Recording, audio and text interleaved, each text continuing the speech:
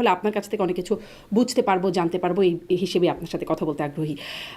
শুরুতেই যে ভারতে আমরা দেখলাম প্রথমবারের মতো সবগুলো গণমাধ্যমে, ভারতীয় গণমাধ্যমগুলোতেও যে রিপোর্টটা আসছে, প্রথমবারের মতো জনসম্মুখে মানে পাবলিক অ্যাপিয়ারেন্স কথা বলছেন, যদিও তিনি ভিজুয়াল অ্যাপিয়ারেন্স না, অডিও বার্তায় তিনি কথা বলছেন, আম, সেটা ফরেন করেসপন্ডেন্স ক্লাবে।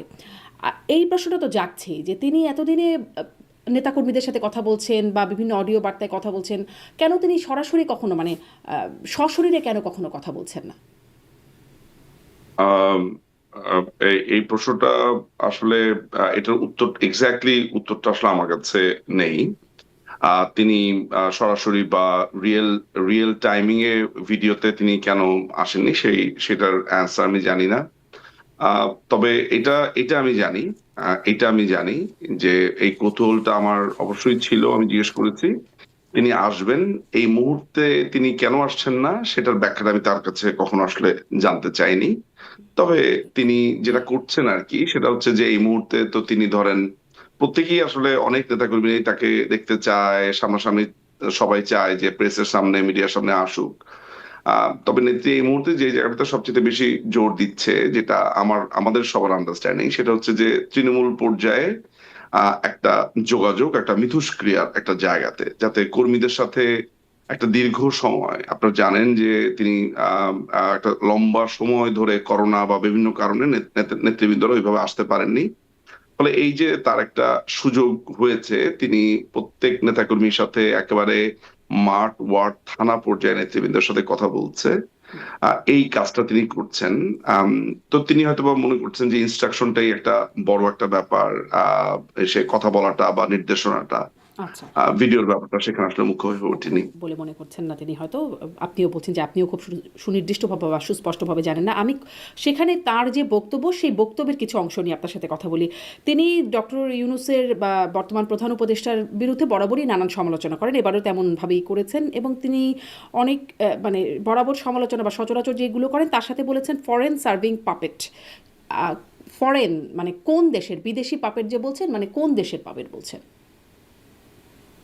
আম, মানে মাননীয় প্রধানমন্ত্রী কোন দেশের বলেছেন সেটা উত্তরটা আমি আসলে দিব না, সেটা মাননীয় প্রধানমন্ত্রী উত্তরটা দেবেন। তবে আমি ধারণা করি বা আমি যেটার ব্যাখ্যাটা আমি আপনাকে বলতে পারবো, সেটা হচ্ছে যে আপনি জানেন যে এইটার উত্তর আমি আর আপনি জানার আগে বা আমি বলার আগে পশ্চিমারা এই উত্তরটা দিয়ে দিয়েছে। যেমন আপনি গোয়েন লুইসের কথা বলতে পারেন, ইউনাইটেড নেশনস এর ইউএন এর যে কান্ট্রি হেড, যে ভদ্র মহিলা রয়েছেন, গোয়েন লুইস পরিষ্কার ভাবে বলেছে যে সে কিভাবে আপনার এই জুলাইয়ের সন্ত্রাসী যারা আছে, টোকাই, চোর ছ্যাচোর যারা আছে, তাদেরকে কিভাবে তার বাসাতে জায়গা দিয়েছে, কিভাবে তারা এটা প্রমোট করেছে।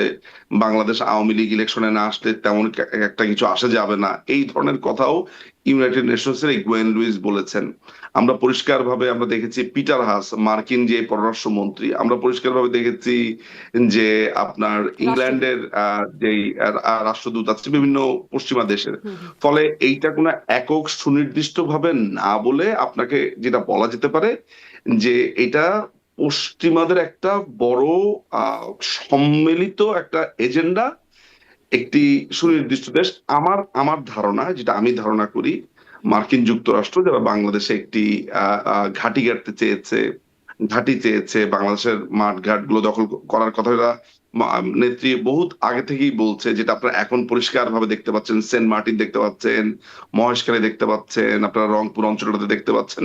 আমার মনে হয় আজকে 17 মাসের মাথাতে আহ এইটা একেবারে সবার সামনে। এবং যে ভিডিওটা, সেটা আমি কিভাবে টের পাই, যে হুম, হুম। মাননীয় প্রধানমন্ত্রী যে ভিডিওটা দিয়ে পাবলিকের রিয়াকশন একসময় একরকম দেখতাম, আজকে 17 মাস পরে হাজার হাজার মানুষ চুপ আছে, no bad comments, nothing, just অনেকটা স্যাড রিয়েক্ট দিয়ে সব চুপ হয়ে আছে, হুম। এবং এটা তাদের সামনে জি। পরিষ্কার। আপনি ফলে এই যে মাননীয় পরিষ্কার কথা প্রধানমন্ত্রী বলছেন যে মাননীয় প্রধানমন্ত্রী, আপনি বলছেন যে তখনও বলেছেন, যখন প্রধানমন্ত্রী ছিলেন সেই সময় বলেছেন, বা পরেও বলেছেন, তার মানে পতনের পরেও তিনি বলেছেন। কিন্তু আসলে তিনি যে গণমাধ্যমে সাক্ষাৎকারগুলো দিচ্ছেন, আমি দেখছিলাম যে ভারতীয় গণমাধ্যম সিএনএন নিউজ 18 সেখানে তিনি বলছেন যে মানে যুক্তরাষ্ট্রের সম্পৃক্ততার প্রমাণ যদি তারা শিরোনামই করেছে no foreign hand says Sheikh Hasina on claims of US involvement in Bangladesh upheaval. তাদের এক্সক্লুসিভ সাক্ষাৎকারের যেই বিষয়টা আছে সেখানে তিনি বলছেন, এবং শেখ হাসিনার সাক্ষাৎকারে বলছেন যুক্তরাষ্ট্রের সাথে বরাবরই ভালো সম্পর্ক ছিল, তাদের সম্পৃক্ততা বা তাদের হাত এর পেছনে পাওয়া যায় না, প্রমাণ পাওয়া যায় না বা নেই। তিনি তিনি এইটা বলতে যেটা বুঝিয়েছেন সেটা হচ্ছে যে ট্রাম্প প্রশাসনের কোনো ধরনের সম্পৃক্ততা তিনি পাননি। সেটি তিনি আপনি খেয়াল কথার মধ্যে একটা ফাঁক আছে সেখানে, এটি বাইডেন প্রশাসন মাথায় রাখবেন, হচ্ছে না, যে তিনি তো একটা জিনিস বাইডেন মাথায় প্রশাসন রাখবেন। বলছেন না, তিনি বলছেন ইউএস বাইডেন ইনভলভমেন্ট।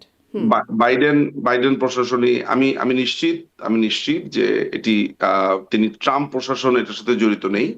বর্তমান যে আমেরিকান প্রশাসন আছে, কারণ তাকে যে প্রশ্নটা করা হয়েছিল তিনি ওইভাবেই উত্তরটা দিয়েছেন যে ট্রাম্প প্রশাসনের কোনো ধরনের তিনি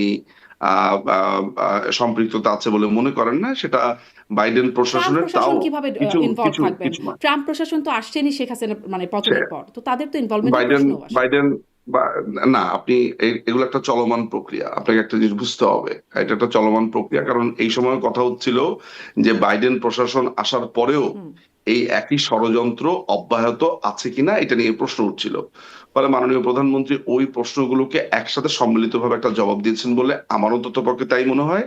এবং আমেরিকার জড়িত থাকার যেই কথাটা আপনি বলছেন সেটা আমাদের কাছে এভিডেন্স সহ আছে। শুধুমাত্র ব্যাপারটা তো এমন না জি, সেটি যে সেটি আপনার সেটি সেটি আমরা জাস্ট শেখ হাসিনাও বরাবর বলেছেন। বলা রেটরিক করছি।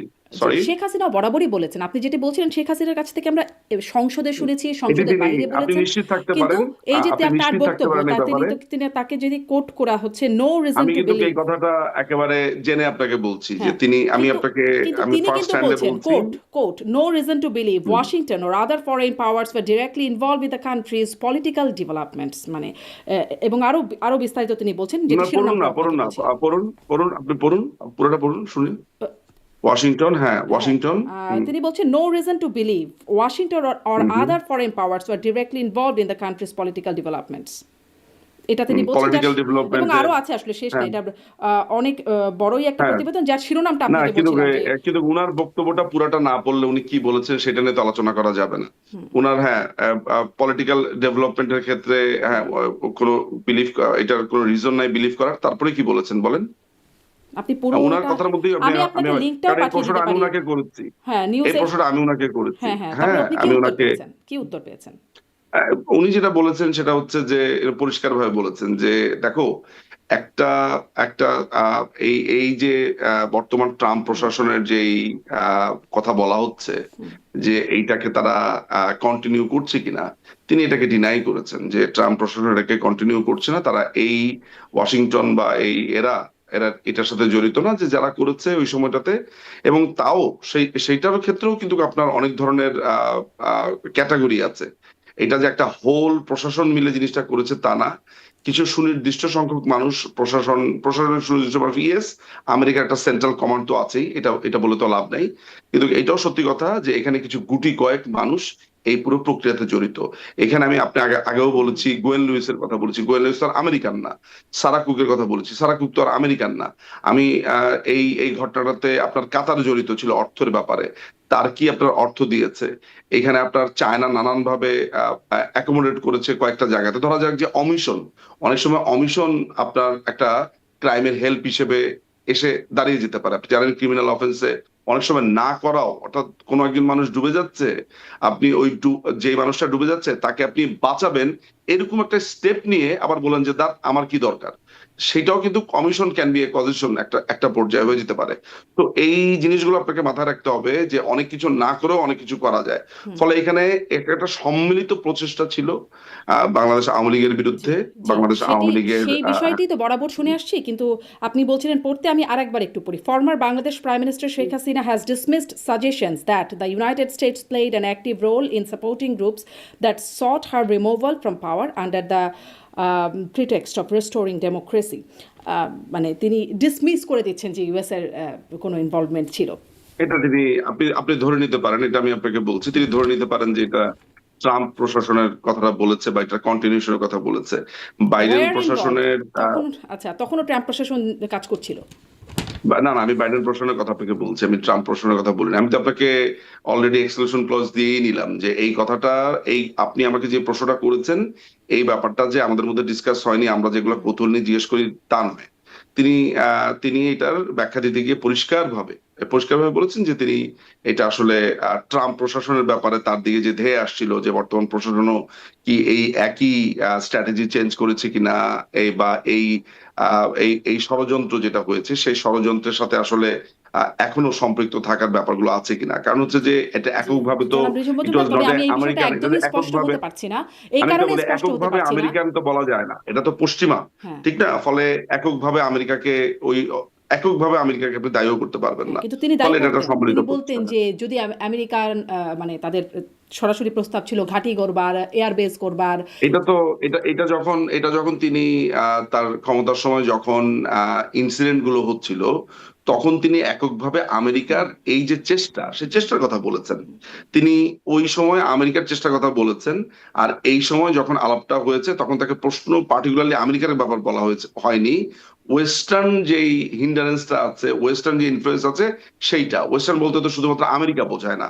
ওই সময়টাতে তিনি পার্টিকুলার যদিও আমেরিকার একটা 5ই আগস্টের পরেও তিনি চেষ্টার বলেছেন কথা যে বলতেন। আমেরিকা চাইলে তিনি ক্ষমতায় থাকতে পারতেন। 5ই আগস্টের পরেও তিনি সরাসরি আমেরিকাকে মানে দায়ী করেছিলেন তাকে তার পতনের জন্য। 5ই আগস্টের আগে আমেরিকার যেই চেষ্টা, সেই চেষ্টার কথা তিনি বলেছেন। এবং আপনি এখন পর্যন্ত যদি পুরো পুরো ব্যাপারটাকে বিশ্লেষণ করেন, এটা তো আমার মনে হয় না বলতে কোনো অত্যুক্তি হয় যে আমেরিকান একটা বড় ধরনের প্রভাব এই পুরো ব্যাপারটাতে ছিল। শুধু আজকে আপনি আমার কথা হুম। আর মাননীয় প্রধানমন্ত্রীর কথাকে বিশ্লেষণ করছেন, আপনি আপনার যে এই যে ভদ্রলোক আপনার সম্ভবত কোন ইউনিভার্সিটির যে আহ, জেমি স্যাক্স নাকি জেফ্রি স্যাক্সের ভদ্রমহিলা, কথা বলছেন, ভদ্রলোক জেফ্রি স্যাক্সের কথা বলছেন। হ্যাঁ জেফরি স্যাক্সের কথা তিনি বলেছেন। তারপরে আপনার গ্রেজন বলেছে, টাকার কালসন তিনি পরিষ্কারভাবে বলেছেন।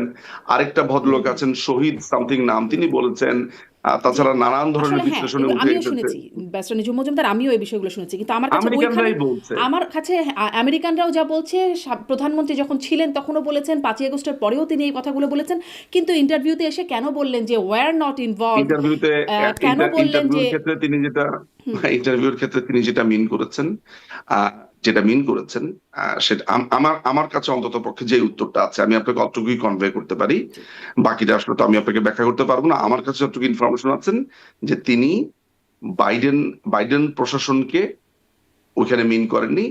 কারণ তার কাছে ওই সময়টাতে আমার মনে আছে যে সময় তার ইন্টারভিউটা হচ্ছিল, সেই সময় একটা আলাপ উঠেছিল যে ট্রাম্প প্রশাসন কি এই পুরো ষড়যন্ত্রটা বা এই ইনভলভমেন্টটা কন্টিনিউ করছে কিনা অ্যাজ এ একটা সেন্ট্রাল পলিসি হিসেবে, যেটা বাইডেন প্রশাসন করেছে।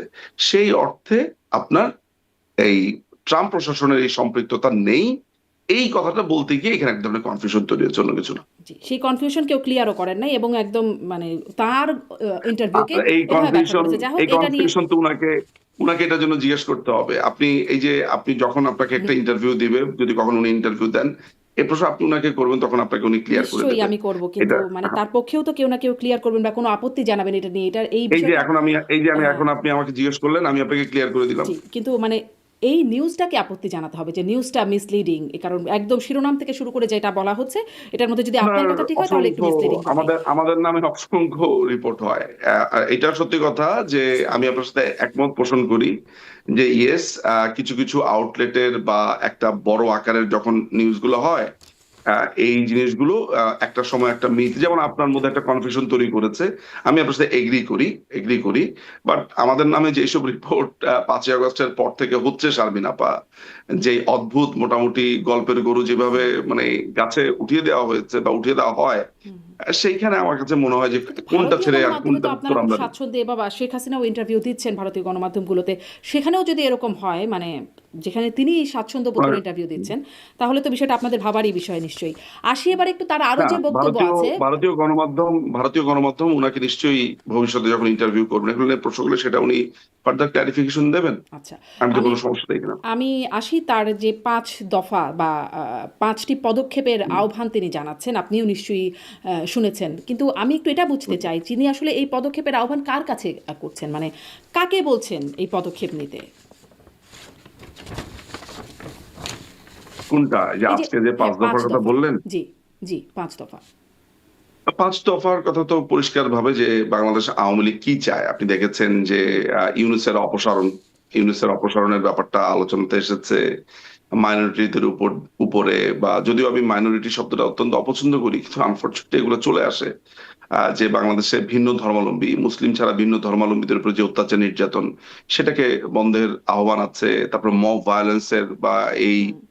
এই মব ভায়োলেন্সের এগেইনস্টে বলা রয়েছে তারপরে ডেমোক্রেসির কথা বলা হয়েছে সবকিছু মিলে এরকম 5টার কথা বলা হয়েছে এবং এই যারা ক্ষমতা দখলকারী বা যারা ইলেকশনের কথা বলছে এবং যারা মনে করছে যে একটি আহ সারা সারা পৃথিবী থেকে কিন্তু কি আলোচনাটা হচ্ছে যে কিভাবে এই অগণতান্ত্রিক যে প্রক্রিয়াটা এখন চলছে বাংলাদেশে এটার নিরসন সম্ভব কিভাবে বাংলাদেশ একটা সত্যিকার অর্থে একটা গণতান্ত্রিক রাস্তাতে উঠতে পারে কিভাবে বাংলাদেশটা আবার তার যেই সক্ষমতা সেটা আবার রিগেইন করতে পারে যে একটা ভলনারেবল সিচুয়েশন তৈরি হয়েছে সো সামগ্রিকভাবে যে প্রশ্নগুলো সবগুলো কোয়ার্টার থেকে এসছে সেই কোয়ার্টারকে অ্যাড্রেস করা হয়েছে নিশ্চয়ই আপনার ইউনুসকে বলছে না বা ইউনুসের কাছে চাওয়ার অর্থাৎ ইল্লিগাল হুম। একটা আপনার দখলদার জি, বাহিনী এই টোকাই মানে জঙ্গি ইউনূসের কাছে চোরদের চাচ্ছে না। মাধ্যমে ফলে তার কাছে এখানে তো ডিমান্ড আমি মনে করি না যে তার জি, কাছে এখানে কোনো ডিমান্ড রয়েছে আমারও এটা অস্পষ্টতা। সামগ্রিকভাবে বাংলাদেশ আওয়ামী লীগের যে পজিশন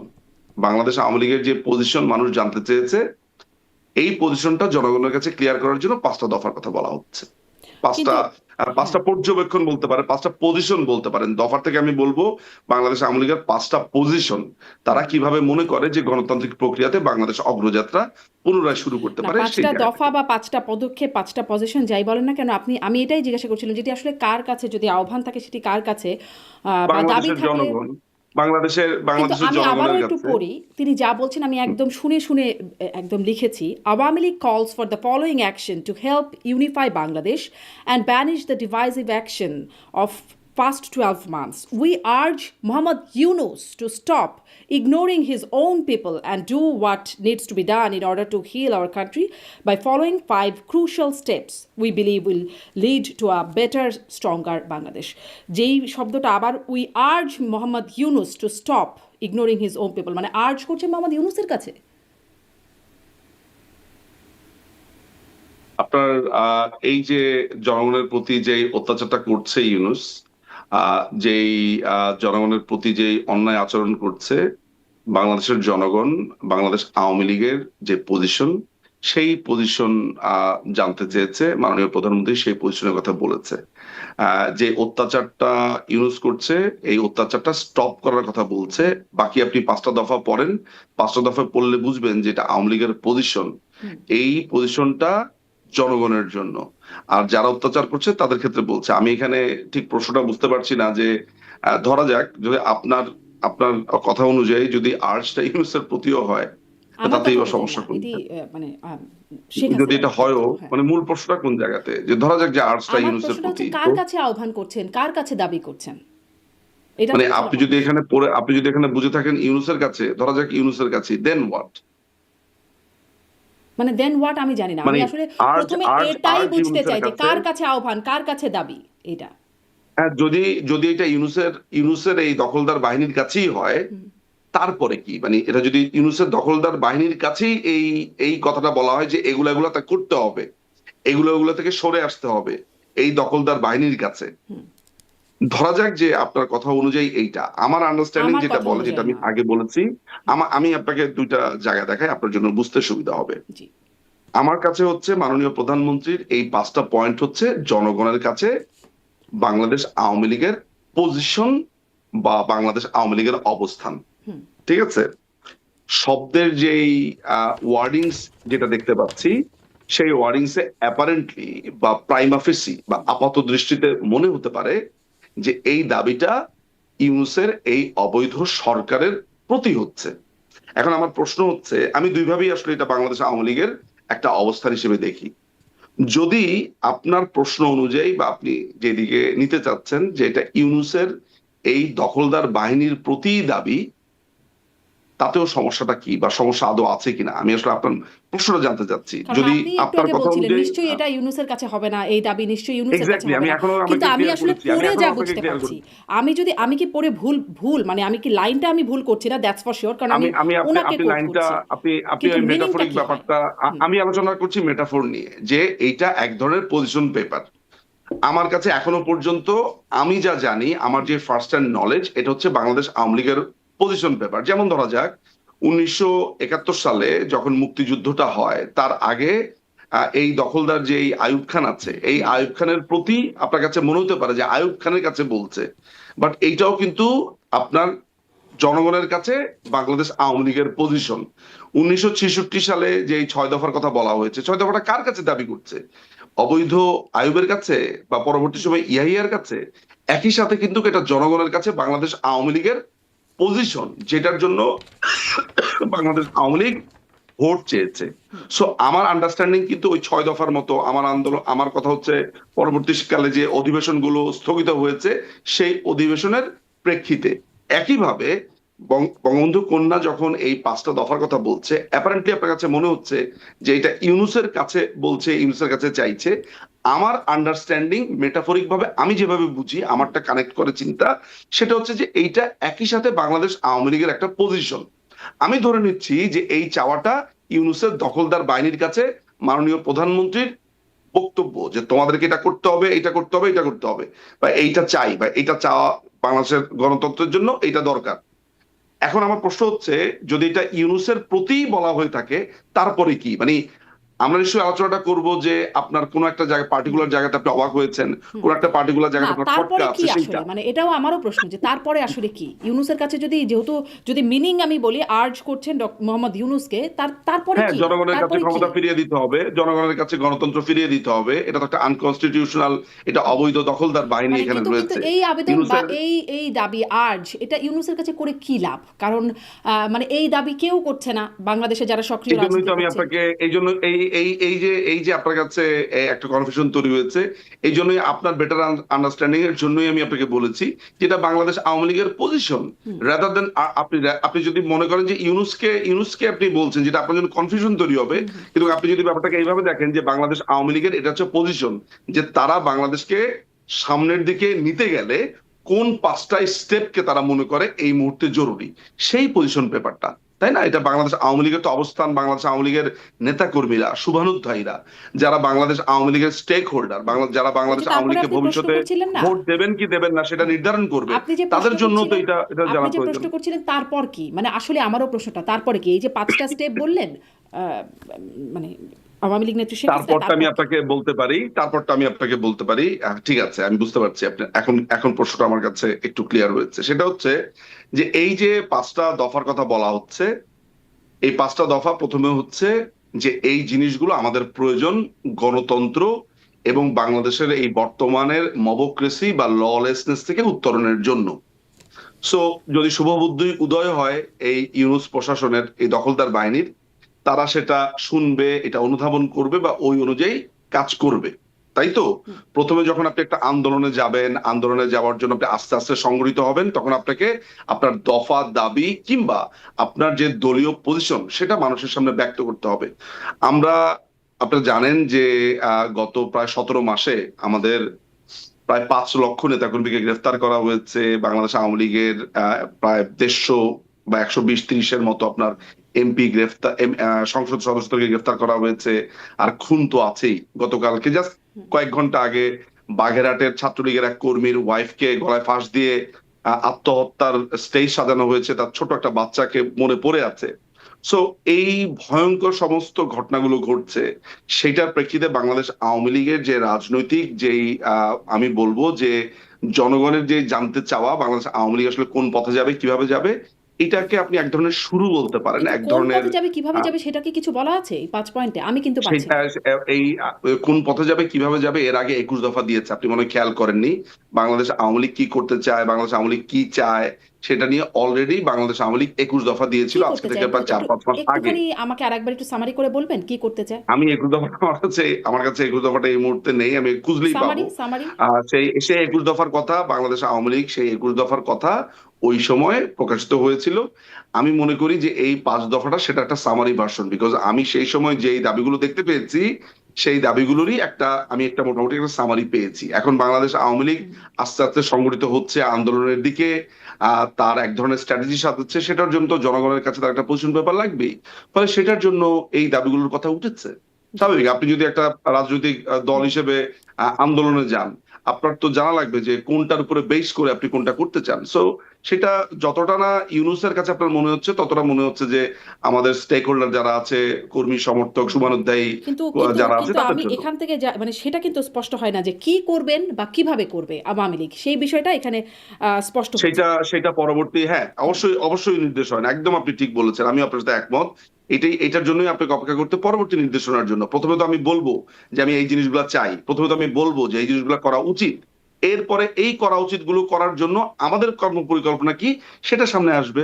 এবং বাংলাদেশ আওয়ামী লীগ, আপনি যদি বাংলাদেশ আওয়ামী লীগ একটি রাজনৈতিক পার্টি হিসেবে চিন্তা করেন, তাহলে দাবির পরে এই দাবিগুলোকে কিভাবে আপনার এটাকে বাস্তবতাতে পরিণত করা হবে সেটা নির্দেশনা আসবে। প্রথমে তো আমি যদি আপনার কাছে বা আমি যদি মনে করি যে এই মুহূর্তে আপনি বাংলাদেশ দখল করে আছেন, জি।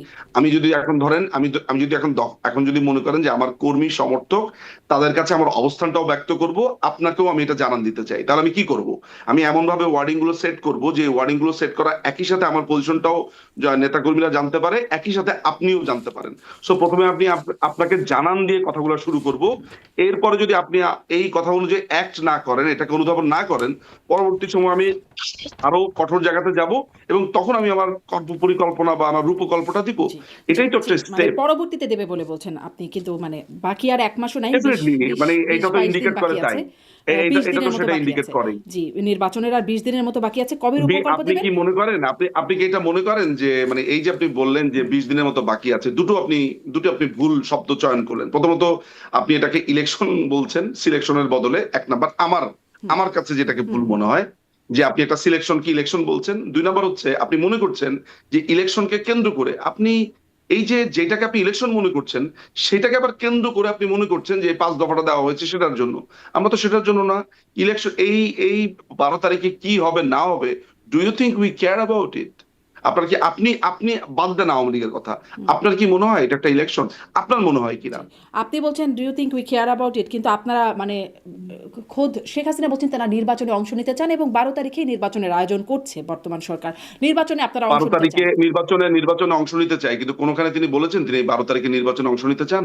এখন নির্বাচন তো 12 তারিখেই হচ্ছে, মানে আপনারা কোনটাতে না না নির্বাচন আপনাকে অংশ নিতে না চান না সেটা না তো না, আর আমরা আপনাকে জানি না। না না এইটা এইটা আপনার একটা দেখেন, দুইটা জিনিস। একটা হচ্ছে যে আপনি যে ভাবনাটা ভাবছেন, তার মানে কি প্রথমত পাঁচ সেই বছর ভাবনাটা পরে ভুল। আবার যে নির্বাচন হবে সেটাতে আপনারা অংশ নিতে চান? না, 5 বছর আপনাকে কে বললো যে 5 বছর আবার ইলেকশন হবে? এমনও তো হতে পারে যে এই সিলেকশন প্রসেসটা পুরোপুরি বাতিল হয়ে যেতে পারে, নতুন করে ইলেকশন হতে পারে, ইউ নেভার নো। হুম সুতরাং আপনি যেটাকে একটা ধ্রুব মেনে নিচ্ছেন, আপনি যেটাকে মনে নিচ্ছেন, আপনি সবচেয়ে বড় ব্যাপার হচ্ছে যে আপনি গণতন্ত্রের কথা বলছেন।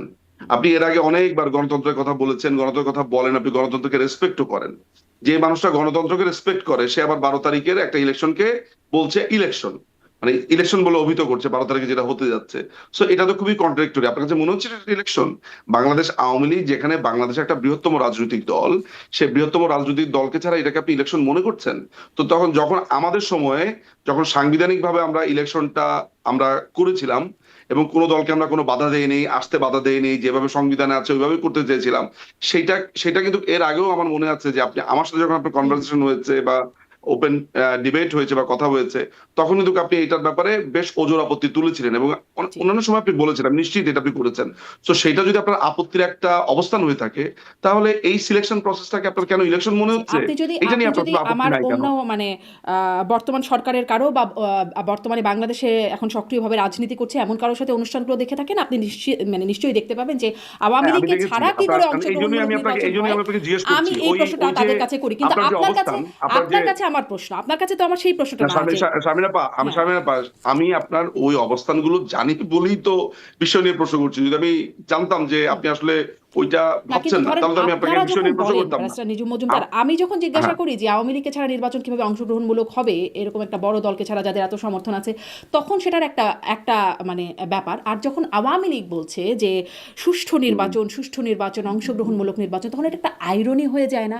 কারণ আওয়ামী লীগের আমলে, আইরনিটা আমি একটু শেষ আপনি করি ব্যারিস্টার নিজুম আইরনিটা মজুমদার, একটু আইরনি শেষ করি। কারণ আপনাদের সময় এই কথা আবেদন নিবেদন আন্দোলন দেশি বিদেশি চাপ কত কিছুই না এসেছে, কিন্তু আপনারা তো মানে একদমই ডিনাই করে গেছেন যে, এবং সেটাই সুষ্ঠু বলে আপনারা চাপিয়েও দিয়ে এসেছেন। এখন আপনারা যখন বলছেন এখনো একটু আইরনি মানে লাগে না? এখনো শুধু সুষ্ঠু বলে এই যে আপনার শব্দ চয়ন বা যেটা বলছেন, আমার মনে হয় এগুলো একটু আমি আপনাকে একটু বলি। সেটা হচ্ছে যে first of all, Bangladesh Awami লীগের সময় যে ইলেকশন গুলো হয়েছে, আমি প্রথম 2008 থেকে 2013 বা 14 পর্যন্ত ইলেকশনটাকে আমি বাদ দিয়ে, যেটা নিয়ে আপত্তি বেশিরভাগ সময় বিরোধী দলগুলো করে, সেটা হচ্ছে 2014, 18, 24 ইলেকশনটাকে করে। 2014 যে ইলেকশনটা হয়েছে, 2018 যে ইলেকশন হয়েছে এবং 2024 যে ইলেকশন হয়েছে, সেই ইলেকশনে আইনগত বা সাংবিধানিক ভাবে অবৈধতার, আপনি একটা সিঙ্গেল পয়েন্ট আমাকে দেখাতে পারবেন যে সাংবিধানিক ভাবে এটা অবৈধ ছিল? না, ধরুন এখনো তো সাংবিধানিকভাবে অবৈধ, আমাকে কি বলেন তো? আপনাদেরকে তো আইনগতভাবে নিষিদ্ধ করেছে। সাংবিধানিক ভাবে সন্ত্রাস বিরোধী সাংবিধানিক ভাবে আইনে, তো অবৈধ। আপনাদের করা আইনেই আপনাদের নিষিদ্ধ করেছে সাংবিধানিক আপনাদের ভাবে না কার্যক্রম। না না রাখেন, আপনি তো কথার পিঠে কথা বলছেন, তাহলে সেটা ভালো, এবং এটা ভালো, এবং এটা আলোচনাটাও ভালো জমে। আপনি যদি এইটাকে অবৈধ সরকার কেন বলছি, সেটার উত্তর এর আগেও আমি আপনার প্রোগ্রামে দিয়েছি, হুম। আমি আজকেও আবার আপনাকে বলি, তাহলে আপনার জন্য বুঝতে সুবিধা হবে। 5 তারিখে যারা এসেছে তারা অবৈধ। কেন অবৈধ? সাংবিধানিক ভাবে অন্তর্বর্তীকালীন সরকার বলে কোনো সরকার নাই। 106 নম্বর অনুচ্ছেদে যে সরকার গঠনের কথা বলা হয়েছে, সেই সরকারের জন্য যে এই ন্যূনতম পদত্যাগপত্র প্রয়োজন, সেই পদত্যাগপত্রের কোনো অস্তিত্বই পাওয়া যায়নি। পরবর্তী সময়ে এই সংবিধান অনুযায়ী শপথ নেওয়া হয়েছে, বলা হচ্ছে যে প্রধানমন্ত্রীর পদত্যাগ ছাড়া যে আসলে এই সরকার গঠন করা যায় না, এবং এখানে যে রুলস এন্ড রেগুলেশন আছে, যে সুপ্রিম কোর্টের অ্যাপিলেট ডিভিশন একটা ফুল আমার হিয়ারিং এখানে একটা হবে, খুব মানে সেই প্রশ্ন সময় জাগে। আমি বলি আপনাকে, ধরুন আমি ধরুন আপনাকে বলি। প্রধানমন্ত্রী যদি মারা না না, যেতেন, আমাকে এটা শেষ করতে পদত্যাগপত্র দিতে না হবে দিয়ে, তো। তাহলে কি আপা হতো? আপা আপা আপা আপা আপা, আমাকে তো একটা জিনিস শেষ করতে দিতে হবে। আপনার এই প্রোগ্রামটা অনেক মানুষ দেখবে, তাদের তো এটা জানা প্রয়োজন। আমাকে পছন্দ করুক অপছন্দ করুক, আপনার কথা ভালো লাগুক বা খারাপ লাগুক, ডাজন্ট ম্যাটার। ম্যাটার হচ্ছে ফ্যাক্টটা জানতে হবে। 106 অনুচ্ছেদ অনুযায়ী এই অন্তর্বর্তীকালীন সরকার গঠিত হয়েছে, সেটার একটা প্রসিডিউর আছে। প্রসিডিউরটা হচ্ছে যে রাষ্ট্রপতির পক্ষ থেকে একটা রেফারেন্স যেতে হবে। সেই রেফারেন্স কোনোদিনই যায় নাই, সেটা আইন মন্ত্রণালয় বলেছে যে রাষ্ট্রপতির রেফারেন্স অনুযায়ী দিয়েছে। আপনি খেয়াল করে দেখবেন যে নীল পাতার যে রায়টা দেখা যায়, যে যেই আপিলেট ডিভিশনের যে পজিশন পেপারটা দেখা যায়, যে যেহেতু মাননীয় প্রধানমন্ত্রী বা প্রধানমন্ত্রী আপনার পদত্যাগ করেছেন, প্রথম লাইনটাই তো মিথ্যা। আপনিও খুব ভালো করে জানেন যে প্রধানমন্ত্রীর পদত্যাগ পত্র কেউ দেখাতে পারেনি। এখন আপনাকে আমি একটা সরল একটা প্রশ্ন করি। আমি ধরে নিলাম যে আমি এইটাও মেনে নিলাম যে 106 অনুচ্ছেদ অনুযায়ী সুপ্রিম কোর্ট একটা নির্দেশনা দিতে পারে, যেটা ক্রান্তিকালীন সময় পালন করা যায়। সেই জিনিসটাকে তো সত্যও হতে হবে। আপনি শুরুতেই বলছেন যে প্রধানমন্ত্রী পদত্যাগ পত্র দিয়েছে, যেটার কোনো অস্তিত্ব, মানে প্রধানমন্ত্রী কোনো পদত্যাগ দেননি। পরবর্তী সময় প্রধানমন্ত্রী সেটা নিশ্চিত করেছেন, নাম্বার ওয়ান। নাম্বার টু, একটা ফুল হিয়ারিং হওয়ার কথা ছিল। সেই সময় আপনার প্রধান বিচারপতি ওবায়দুল হাসান শাহীন এবং এনায়েতুর রহিম, আমরা দেখতে পেয়েছি তারা ক্যান্টনমেন্টে ছিলেন। আচ্ছা, হুম। যেই আপিলেট ডিভিশন এই পজিশন দিয়েছে, সেই প্রধান বিচারপতি ক্যান্টনমেন্ট থাকা অবস্থাতে ফুল হিয়ারিং কিভাবে হলো আপা? আপনার তো একটা প্রসিডিউরে আসতে হবে। ফলে এই জন্য এই এই যে ইউনুসের প্রশাসনকে আমরা অবৈধ বলছি, এটা আমি বলছি না। এটা তাদের, এই যে আপনার আইএসপিআর থেকে যে লিস্টটা দেওয়া হয়েছে, সেখানে জি, আমরা দেখতে পেয়েছি প্রধান বিচারপতি ক্যান্টনমেন্টে আমিও ছিল। দেখেছি, আমিও আমরা যে দেখেছি। যে যে ভার্ডিক্টটা কোর্ট থেকে দেওয়া হয়েছে, সেই ভার্ডিক্ট ইটসেলফ মিথ্যা কথা বলছে। সেই জায়গা থেকে আমি আপনাকে অবৈধ বলছি। তো 2014 একটি সালের পয়েন্ট বলছেন, ইলেকশনে, আপনি আপনি দুই অনেকগুলো হাজার আইনগত চোদ্দ বিষয় সালের দেখাচ্ছেন। আপনি আমাকে একটা একটা পয়েন্ট যদি দেখাতে পারেন, এই প্রোগ্রামে আমি 2 হাতে কানে হাত দিব। আপনি যেরকম মোটামুটি এই যে ডাস্টবিন শফিককে বোল্ড করে মোটামুটি ইয়র্কার মেরে ছিন্ন ভিন্ন করে দিয়ে 6-7টা উইকেট এক লোকের উপরেই নিয়েছেন, রিভিউ করার চান্স দেননি আপনি। আমার ক্ষেত্রে আপনি জিতে গেলেন, আমি আপনাকে মানে এমন সুযোগ দিব সবার সামনে যে আমি কানে ধরে উঠবোস করবো যে শারমিন আপা আপনি জিতেছেন। যদি তা না হয়, উল্টাটা হবে যে আপনি আসলে উত্তরটা দিতে পারছেন না।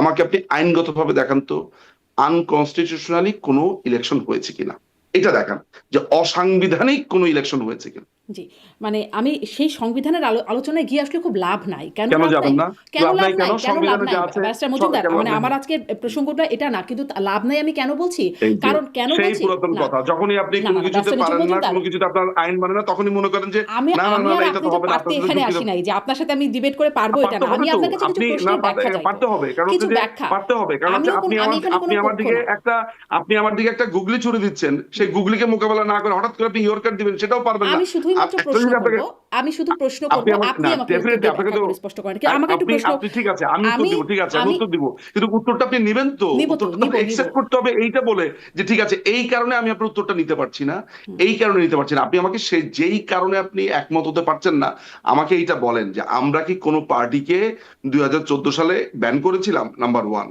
আমরা কি 2014 সালের যে ইলেকশনটা হয়েছে সংবিধানের বাইরে গিয়ে আমরা নতুন কোনো রুল করেছিলাম কিনা?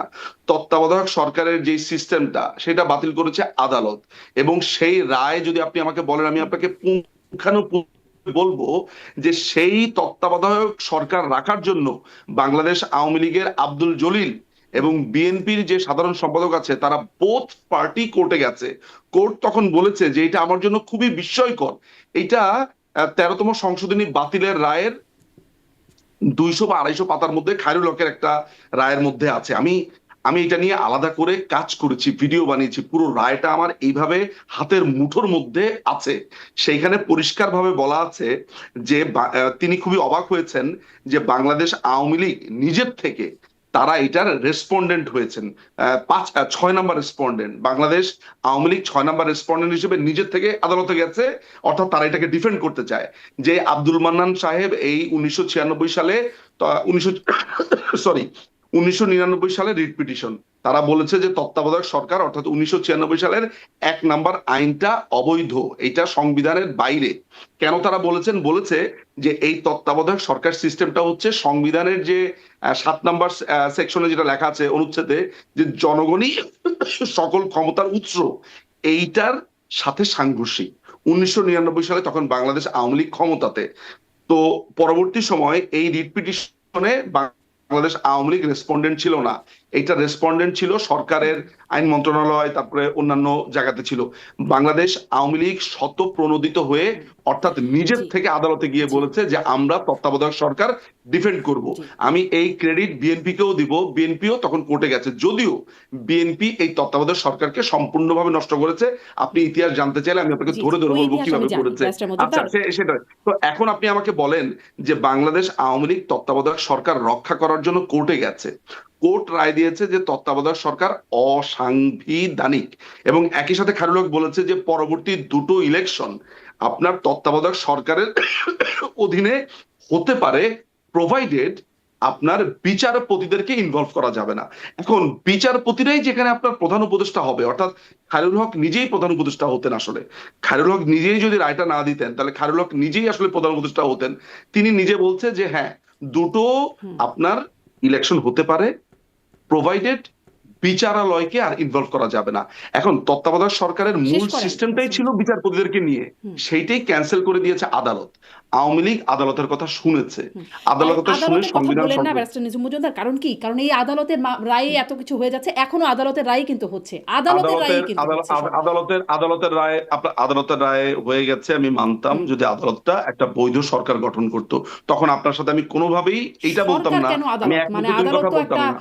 আদালত তো সরকারের সাথে সম্পৃক্ত হবে কেন, তাই না? জুডিশিয়ারি তো একটা সেপারেট শারমিনাপা ব্রাঞ্চ অফ শারমিনাপা বারোই স্টেট। শারমিনাপা বারোই শারমিনাপা 12ই আগস্ট 2024 সালে সাদিক কাইয়ুম, হান্নান মাসুদ, হাসনাত সার্জিস তারা কোর্ট কোর্ট প্রাঙ্গণে যায়।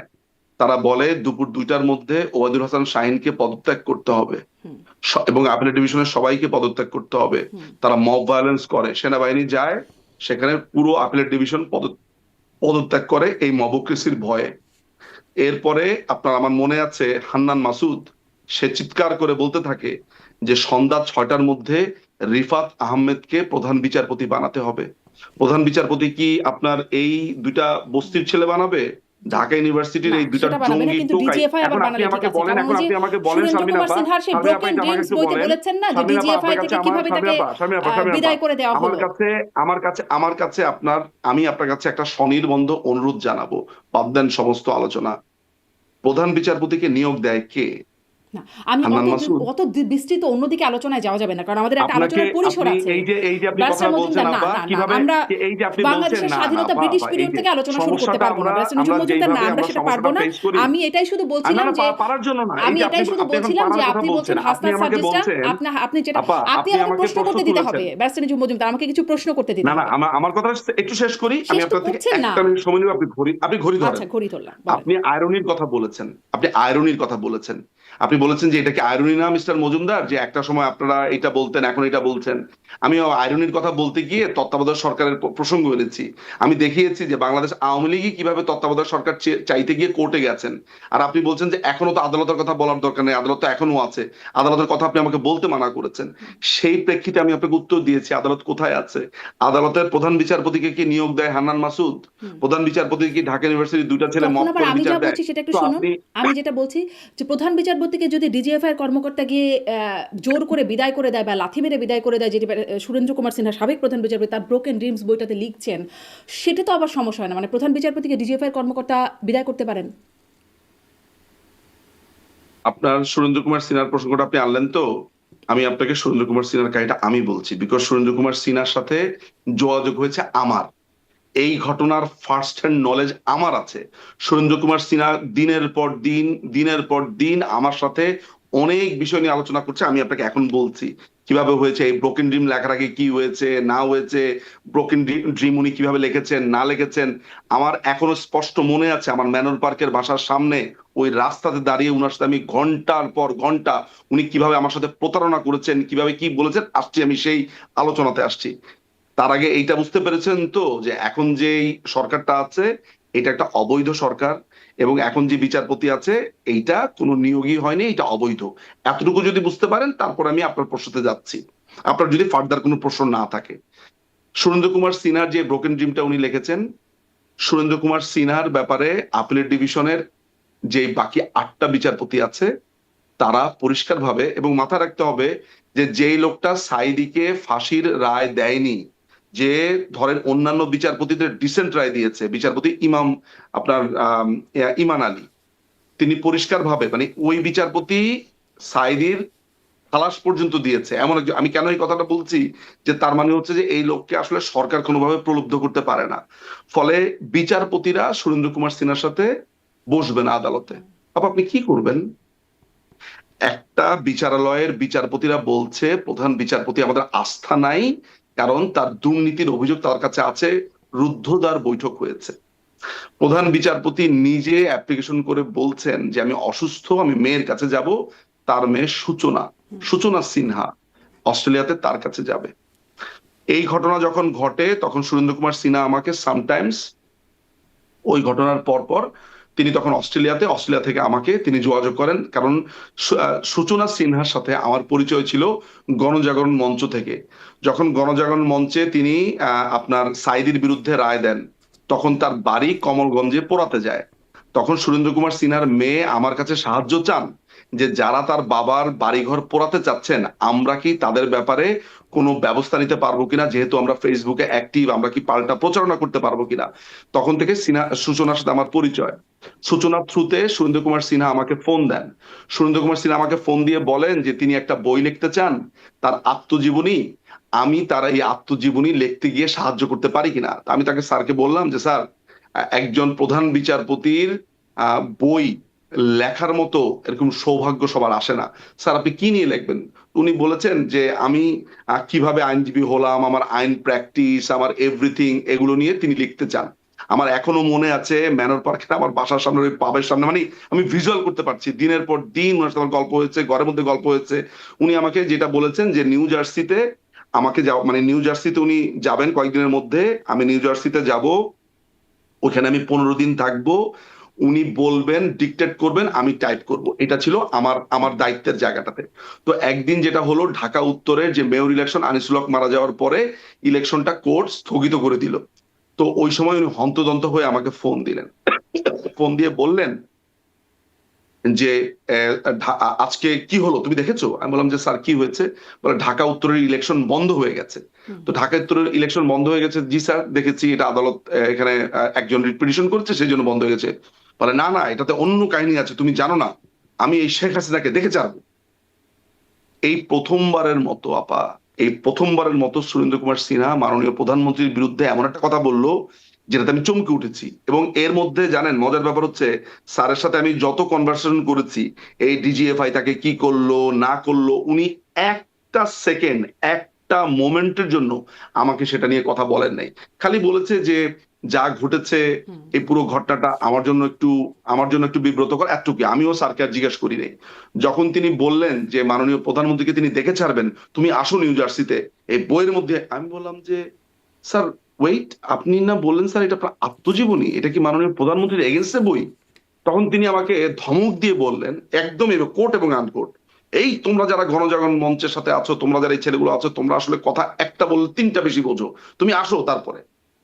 আমি খুবই ভয় পেয়ে গেলাম, আমি একদম খুবই ভয় পেয়ে গেলাম। আমি তখন স্যারকে বললাম যে স্যার, আপনি যদি এই বইটা মাননীয় প্রধানমন্ত্রীর বিরুদ্ধে লেখেন, সরকারের বিরুদ্ধে আপনার ইন্টেনশন থাকে, তাহলে স্যার আপনি জেনে রাখেন যে আপনার এই প্রজেক্ট আপনি আমাকে কখনো বলেন নাই, আমি এখান থেকে সরে যাচ্ছি। এবং আমি একদম এভাবে বলছি, স্যার আপনি আমাকে মাননীয় প্রধানমন্ত্রীর বিরুদ্ধে আপনি কাজ করতে যাচ্ছেন স্যার, এটা আপনি আমার সাথে অন্যায় করেছেন। এইটা বলে আমি লাইনটা কেটে দিয়েছি। উনি 7বার 8বার ফোন দিয়েছে আমাকে, আমি ওনার ফোনটা সেই থেকে আজ অবধি ধরিনি। আমি করলাম কি, সাথে সাথে আমার পরিচিত সিকিউরিটি সার্ভিসের কয়েকজন ব্যক্তি ছিলেন আমার পরিচিত, আমি সাথে সাথে সেই ডিজিএফআই কে আমার সেই পরিচিতর মাধ্যমে, যেটা আমাদের আমাদের বড় ভাই, আমাদের বন্ধু বান্ধবরা আর্মির বিভিন্ন জায়গাতে আছে, আমি মাননীয় প্রধানমন্ত্রীর দপ্তরে জানিয়েছি, আমি সাথে সাথে ডিজিএফআই কে জানিয়েছি। সেই সময় ডিজিএফআই ইন্টারনাল অ্যাফেয়ার্স ব্যুরোর যিনি প্রধান ছিলেন, জেনারেল হামিদুল হক, তখন তিনি ব্রিগেডিয়ার ছিলেন, পরবর্তী সময় ডিজিএফআই চিফ হয়েছেন, আমি হামিদুল হক সাহেবকে নিজে বলেছি যে হামিদ ভাই এই কাজটা আপনার, পরবর্তীতে বলেছি তিনি যখন লন্ডনে এলেন, যে হামিদ ভাই এই সুরেন্দ্র কুমার সিনহার এই কাজটা করেছে। আমি আরেকজন, উনার নামটা আমি বলবো না, উনি বিব্রত হন কিনা, তিনি তখন মেজর পদমর্যাদায় ছিলেন ওই সময়, যারা ডিজিএফআই তে, তাদেরকে আমি পরিষ্কার ভাবে জানিয়ে দিয়েছি যে সুরেন্দ্র কুমার সিনহা কি করতে যাচ্ছে, এবং সুরেন্দ্র কুমার সিনহা দেশের বিরুদ্ধে ষড়যন্ত্র করতে মানে যাচ্ছে। তাকে সরানোর সুতরাং পেছনে আপনি যে আপনার এই কথাগুলো বলছেন, তথ্যগুলোর। এটা ছিল সুরেন্দ্র কুমার হুম। সিনহার, এটা একটা প্রতারণা ছিল। এই ব্রোকেন ড্রিমস আপনি পড়ে দেখবেন, সমস্ত মিথ্যা কথাতে তার ভরপুর। এবং আমার সাথে যে লোকটা প্রতারণা করতে পারে, তিনি আমাকে এটাও বলেছিলেন যে বইটা যাতে আপনার অমর্ত্য সেন এটা প্রিফেস লিখে দেয়, সেটার জন্য যাতে ব্যবস্থা করি। তা আমাদের একটা লিঙ্ক ছিল অমর্ত্য সেনের কাছে পৌঁছানোর, যে অমর্ত্য সেন এটা করতে পারতেন। তো যখন মাননীয় প্রধানমন্ত্রী বঙ্গবন্ধু কন্যার বিরুদ্ধে এই ষড়যন্ত্রটা হবে, হুম। তখন আমি এইটা ডিজিএফআই কে এটা ফাঁস করে দিই। হুম। ঠিক ফলে আছে? জি। তো যে লোকটা আমার সাথে প্রতারণা করতে পারে, সে জাতির সাথেও প্রতারণা করতে পারে। জি, জি। মানে সেটাই যে আপনি তার কথাগুলো মিথ্যা প্রতারণা, আপনি যে ঠিক বলছেন, আপনি আমার কাছে বলছেন, কিন্তু সেটাও তো জাস্টিফাই করবার কোনো মেথড নাই, তাই না ব্যারিস্টার একই মজুমদার? একই একদম সঠিক কথা, আপনি একদম 100-100 পেয়েছেন। একই সাথে সুরেন্দ্র কুমার সিনহা যে কথা বলেছে, সেটাও জাস্টিফাই করার কোনো সুযোগ নেই। জি। আচ্ছা, আমি এবারে এটাতে আসি যে আপনি তাহলে মানে আপনাদের সময়ের নির্বাচনগুলো খুবই সাংবিধানিক বলছেন, কিন্তু আপনি যে অনুচ্ছেদ ৭ এর কথা বলছিলেন, জনগণ কিন্তু। আমি বলছি না, হ্যাঁ, আমি শুধু বলছি না, আপনিও বলবেন। হ্যাঁ, হ্যাঁ, অনুচ্ছেদ ৭, আপনিও বলেন, আপনি সাংবিধানের আমাকে বলেন অনুচ্ছেদ ৭, অসুবিধা। মানে জনগণের মানে সর্বক্ষমতার অধিকারী। তো জনগণ তো যদি ভোট দিতে না পারে, সে যদি চয়েস করতে না পারে, তার রায়টা ইলেক্ট করতে না পারে, প্রার্থীদের মধ্যে থেকে বাছাই করতে না পারে, তাহলে সেটি কেমন করে সাংবিধানিক ভোট হয়? সেই প্রশ্নটাও তো কেন মানে কেন বাছাই করতে পারবে না কেন? কারণ ১৪তে 2014 কি হলো? সালে তো মাননীয় প্রধানমন্ত্রী, আপনার মনে আছে যে আপনার খালেদা জিয়ার সাথে একটা করেছিলেন, টেলিফোন কিন্তু মানুষ কি কনভারসেশনে ভোট বলেছে। দিয়ে নির্বাচন করতে পেরেছিল? ১৫৪ জন না প্রার্থী না, বিনা আপনি প্রতিদ্বন্দ্বিতায় আপনি গিয়েছিল তো। আপনি আমি 2014 থেকে আসি। আমি যদি 2014 এর কথা বলতে গিয়ে আপনি 2018-তে আসেন, তাহলে তুমি 2014 তো আমরা জানতেই পারলো না যে নিঝুম সাহেব 2014 কথা কি বলতে চায়। এখন আপনি আমাকে নির্ধারণ করেন যে আমি 2014 শেষ করে 18-তে আসবো, নাকি 2014 একটা লাইন বলার পর 18-তে আসবো, তাহলে কারণ আমি তো জাম্প করছি। 2014-তে মাননীয় প্রধানমন্ত্রী পরিষ্কার ভাবে তাকে বলেছেন যে দেখুন, আমরা সবাই মিলে চলেন একটা জাতীয় সরকার গঠন করি, আপনারও লোকজন থাকলো, আমারও থাকলো, জি, অন্যান্য দলের থাকলো, আমরা এগুলো সবাই ফ্যাক্ট একসাথে রেকর্ডেড, বসি। আমরা দেখেছি। জি, কিন্তু দেখেছেন? মানুষ কি ভোট তো দিয়ে নির্বাচন করতে পেরেছিল তার প্রার্থীকে? মাননীয় প্রধানমন্ত্রীর যে ইন্টেনশন, সেই ইন্টেনশন তো পরিষ্কার যে তিনি সবাইকে নিয়ে একটা ইলেকশন করতে চেয়েছেন। এখন মনে করেন যে আদালত একটা রায় দিয়ে তত্ত্বাবধায়ক সরকার ক্যান্সেল করে দিয়েছে, এখানে মাননীয় প্রধানমন্ত্রীর দোষটা কোথায়? মাননীয় প্রধানমন্ত্রী যখন 1999 সালে ভারত সফর থেকে আসলেন, হুম। তখন তিনি একটা মন্তব্য করেছিলেন এমন যে, মানে তখন প্রচুর জামিন হয়ে যাচ্ছে, তিনি বললেন যে হাইকোর্ট দেখি যত অপরাধীকে ধরা হচ্ছে, এখন এত জামিন পেয়ে গেলে, মানে ফার্স্ট সেশনের ব্যাপারটা ছিল যে সন্ত্রাসীদেরকে ধরা হচ্ছে আর হাইকোর্ট জামিন দিয়ে দিচ্ছে।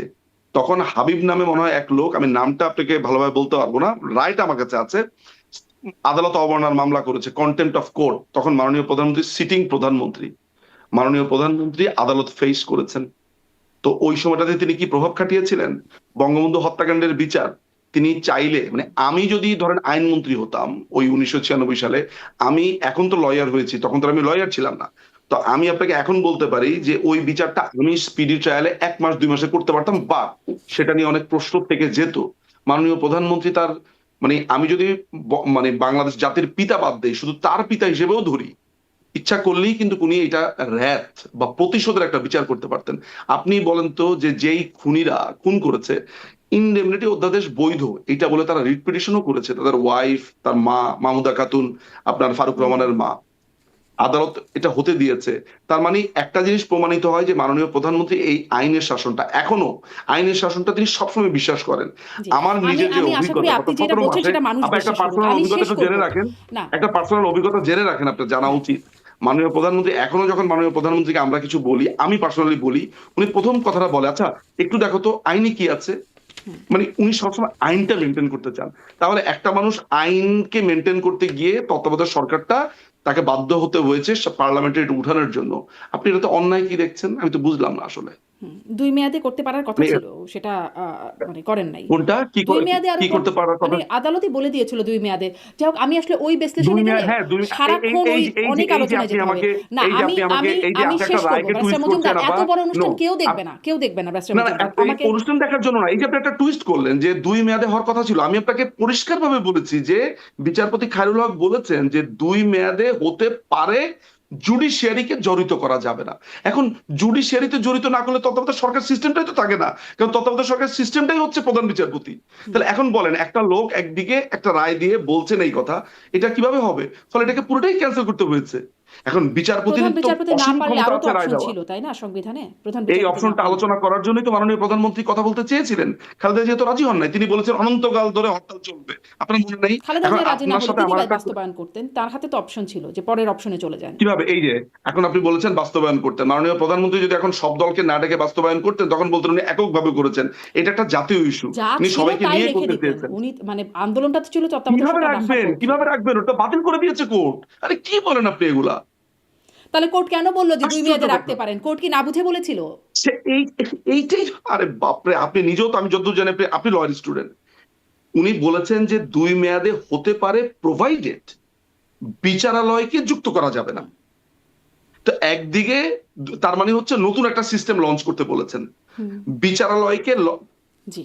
এখন তত্ত্বাবধায়ক সরকারের প্রাণ ভ্রমরাই তো হচ্ছে বিচারালয়, অর্থাৎ অবসরপ্রাপ্ত প্রধান বিচারপতি হুম, খায়রুল হক নিজে, যেই ভদ্রলোক রায় দিচ্ছেন, সেই ভদ্রলোকই হতেন আসলে তত্ত্বাবধায়ক সরকারের প্রধান। হুম। তিনি নিজেই বলছেন যে তিনি এগুলাতে এই লাইনেই তিনি হাঁটবেন না। তাহলে সরকার কি করবে? সরকার এখন নতুন একটা সিস্টেমে তো যাবে, যাওয়ার জন্য তো একটা ইলেকশন হতে হবে, পার্লামেন্ট বসতে হবে। সেটার জন্য মাননীয় প্রধানমন্ত্রী সেই সময় আপনার খালেদা জিয়াকে বলেছেন, আসেন আমরা বসি, একটা সিস্টেম ডেভেলপ করে আমরা ইলেকশনটার দিকে আগাই। যেহেতু আমাদের তত্ত্বাবধায়ক সরকার সিস্টেমটা নাই, আপনাদের ভয় হচ্ছে যে আমরা পার্সিয়ালিটি করবো কিনা, ফলে চলেন সবাই মিলে আমরা সরকারে থাকি, সবাই মিলে ইলেকশনটা করি, এরপরে পার্লামেন্টে একটা নতুন সিস্টেম লঞ্চ করি। তো সেটা তো খালেদা জিয়া হতে দিল না। এই খালেদা জিয়া তত্ত্বাবধায়ক সরকারটা নষ্ট করেছে, বিচারপতিদের বয়স 2 বছর বাড়িয়ে। সব দোষ মাননীয় প্রধানমন্ত্রী শেখ হাসিনার। আপনি একটা না, বারের জন্য আমাকে বলেন তো যে আপনি একবারও এটার জন্য দোষী সাব্যস্ত করেছেন বিএনপি কে? একবারও দোষী সাব্যস্ত করছি না। আমি শুধু বলছিলাম মানুষ ভোট দিতে পারলো কোথায়? মানে সেটা আমার প্রশ্ন ছিল। মানুষ ভোট দিতে পারলো মানুষ ভোট কোথায়? দিতে এখন যদি, মানুষের হাতে অপশন কি ছিল? মানুষ যদি এখন এবারে না আমি আসে, আসলে অন্য এখন যদি প্রসঙ্গে একটা, যাব। এই প্রসঙ্গে আমরা সারা দিন রাত 24 ঘন্টা কথা বলে মাসও কথা বলতে পারবো হয়তো। কিন্তু আমি সেই প্রসঙ্গে একটু যেতে চাই যে মানে সাবেক প্রধানমন্ত্রী পুত্র সজীব ওয়াজেদ জয় যে সম্প্রতি আল জাজিরাকে দেয়া বক্তব্যে যা বললেন যে এন্ড অফ হাসিনা এরা বললেন, এবং তিনি শেখ হাসিনার বয়স হয়েছে, ওল্ড কথাটাই ব্যবহার করেছেন, এবং এরপরে বাংলাদেশের রাজনীতিতে রিএন্টার করবার সুযোগ হলে সেটি উইদাউট হাসিনা, এটাও তিনি বলেছেন হিয়া। কিন্তু শেখ হাসিনা যখন আবার এই কথাগুলো বললেন, 5 দফা দিলেন, জনসম্মুখে আসলেন, তখন তো তিনি এই বিষয়ে কিছু বললেন না। মানে জয় এটা কিভাবে বললেন, বা জয়ের কথা আমি আপনাকে, আমি আপনাকে এই জিনিসটাকে বলবো যে আপনি একেবারে ওয়ার্ড টু ওয়ার্ড না নিয়ে জাস্ট এটাকে অ্যাজ এ হোল আপনি একটু দেখেন।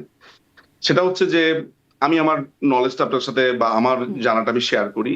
সেটা হচ্ছে যে মাননীয় প্রধানমন্ত্রী সাথে যখন এই ব্যাপারে কথা হয়েছে এর আগে, এটা গত বছর সামটাইমস ইন ফেব্রুয়ারি বা মার্চের সময় কথা হয়েছে। আপা বলেছে যে দেখো 2018 সালের ইলেকশনের 18 সালের ইলেকশনটা আমি করতে চাইনি। আমি উনি যেটা চেয়েছিলেন সেটা হচ্ছে তিনি অবসর নিবেন, অবসর নিয়ে তিনি টুঙ্গিপাড়ায় চলে যাবেন, উনি বইপত্র ওই মানে উনি সোজা কথা হচ্ছে যে বাবার ভিটাটাতে থাকবেন, এটা ওনার লাস্ট ইচ্ছা, উইশটা ছিল। তখন আমাদের দলের যারা নেতা কর্মী আছে তারা একেবারে রীতিমতো তারা অ্যাডামেন্ট যে তারা আপাকে যেতে দিবেন না, এবং স্বাভাবিকভাবে এখনো আমাদেরও একই অবস্থা নিয়ে আছে আসলে, সেটাতে আসছি। তখন তখন মানে উনি এটা ইন্টারনালি আলোচনার ভেতরে তখন অসম্ভব রকম ভাবে ওনাকে ঠেকিয়ে রাখা হয়েছে, উনি তখনই অবসর নেন। আচ্ছা, আমি আপনাকে এই কথাটা কেন বললাম, কারণ হচ্ছে যে উনি এটার প্রেক্ষাপট বিবেচনা করে এটা বলেছেন যে তিনি অবসর অনেক আগেই নিতে চেয়েছিলেন, পরবর্তী সময় ঘটনাচক্রে দলীয় নেতা কর্মীদের ভালোবাসায় চাপে উনাকে অনেকটা বাধ্য এখানে আসতে হয়েছে। আচ্ছা, সজীবাজের জয় যে কথা বলেছেন সেই কথাটা বলেছেন যে জায়গা থেকে, এই জন্য আমি বলছি আপনি অ্যাজ এ হোল বুঝবেন আর কি। সেটা হয়েছে যে চোখের সামনে এত বড় একটা ঘটনা ঘটতে দেখেছেন, মাননীয় প্রধানমন্ত্রীর এখনো তিনি 18 থেকে 19 ঘন্টা ফোনে কথা বলেন, আমি পার্সোনাল নলেজ থেকে জানি বলে আমি আপনাকে বলছি। তো এই যে তার মা, এন্ড অফ দ্য ডেতে আমাদের কাছে প্রধানমন্ত্রী আপা আমরা বললো, সজীবদের জয়ের কাছে তার মা। সো স্বাভাবিকভাবেই তিনি হয়তোবা তিনি মনে করেন, তিনি ব্যক্তিগতভাবে মনে করেন যে তার মা, তার মায়ের জায়গা থেকে তিনি মনে করেন যে তার মার উপর দিয়ে এত বড় একটা ঘটনা গেছে, উনি টায়ার্ড, আমার মাকে আমি আর এই ট্রমা, এই কষ্ট, দেশ পরিচালনা, এই দেশের এই সমস্যা সেই সমস্যাতে একটা জায়গাতে আমি তাকে একটু রেহাই দিই, এরকম একটা জায়গা থেকে হয়তোবা সজীবদের জয় এই আলোচনাটা করতে পারে। কিন্তু একই দিকে এইটাও জেনে রাখেন যে সজীবদের জয় এইটাও আপনি যদি তাকে ওই ওই হোস্ট জিজ্ঞেস করতেন যে এই সিদ্ধান্ত কিন্তু দলীয় ফোরামে হবে, এইটা সজীবদের জয়ের একটা উইশ হতে পারে, একটা চিন্তা হতে পারে, একটা ভাবনার জায়গা হতে পারে যে আমার মাকে আমি এইভাবে দেখতে চাই, বা আমার মা টায়ার্ড হয়ে গেছে আর না, এনাফ। আমি আমার মা হলে একইভাবেই চিন্তা করতাম, কিন্তু আমি আমার মাকে তো আর এইভাবে ধরেন আমার আমার আমার একেবারে মা, আমি জন্মদাতা মা, তিনি আমার, আমি এইভাবে ভাবছি আমার মাকে নিয়ে। এখন আমার মাকে এই সিদ্ধান্তটা নিতে হলে তো একটা প্রসিডিংস এর ভেতর দিয়ে যেতে হবে দলীয় কারণ বাংলাদেশ আওয়ামী লীগ তো এমন না যে কলমের খোঁচা দিলাম অমুক সভাপতি তমুক সভাপতি, এমন না, একটা কাউন্সিলের মধ্যে দিয়ে আমরা হই। তো এই যে সজীবদের জয়ের এই ভাবনাটা, মার প্রতি তার এই যে এই ভালো মানে এই তিনি আবেগের প্রগাঢ় বশে বলেছেন, আহ্বান, বাস্তবিকতা বলেন না, আবেগের আবেগের বশে। মানে উনার যে চাওয়াটা, সেই চাওয়াটাকে আপনি একটা সাংগঠনিক বাস্তব হিসেবে ভাববেন না।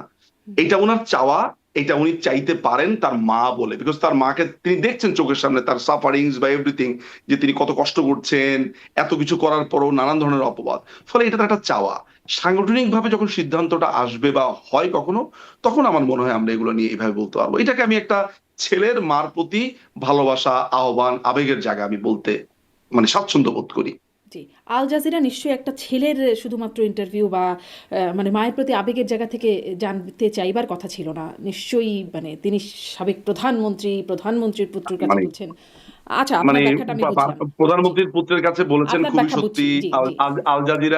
আল জাজিরার চাওয়া বা জানতে চাওয়া হয়তোবা নানান ধরনের রিজন আছে, মানে কিন্তু আপনারা বিষয়টাকে একইভাবে আমাদের লিবার্টি আবেগের বলে আছে। বাস্তবতা সম্মত না, এটা সেটাই বলছেন, যেটা আবেগের না, বিষয়টা। কিন্তু মাথায় রাখবেন যে আল জাজিরার যেমন জানতে চাইবার একটা ব্যাপার রয়েছে, কাকে জানতে চাচ্ছেন, একই সাথে আমাদের বুঝবার লিবার্টি রয়েছে তিনি কি বলেছেন।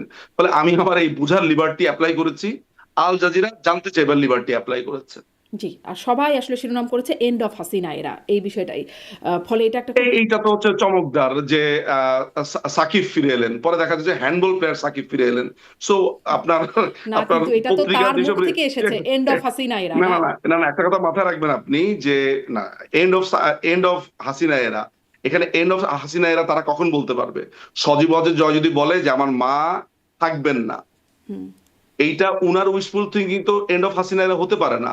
হাসিনা এরা হতে পারে তখন যখন সাংগঠনিক ভাবে সিদ্ধান্ত হবে। তো এইটা কি পত্রিকালারা বোঝে না? তো পত্রিকালারা তো এইভাবে চটকদার ভাবে বলে যে আপনার জয়ার গোয়াতে উৎসব, তো মানুষজন বলছে কি অশ্লীল, কি ভয়ঙ্কর কথাবার্তা। পরে জানা গেল যে গোয়া নামে একটা জায়গা আছে ইন্ডিয়ার, সেই উৎসবে আপনার জয়া যাচ্ছেন।